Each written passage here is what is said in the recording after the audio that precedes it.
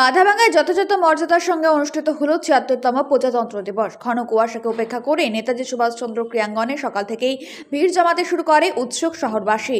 সকাল ৯টায় জাতীয় পতাকা উত্তোলন করেন মহকুমা শাসক নবনীত মিত্তাল। তারপর প্যারেড প্লাটুন পরিদর্শন করে শহরবাসীর উদ্দেশ্যে প্রজাতন্ত্র দিবস উপলক্ষে স্বাগত ভাষণ রাখেন। তারপরে পুলিশ প্রশাসন ও বিভিন্ন বিদ্যালয়ের পক্ষ থেকে প্যারেড প্রদর্শনের পাশাপাশি ট্যাবলো প্রদর্শনী নৃত্য অনুষ্ঠান অনুষ্ঠিত হয়। মিডিয়া পার্সন ছাড়া মাঠের মাঝে কেউ থাকবেন না। অযথা শিশুরা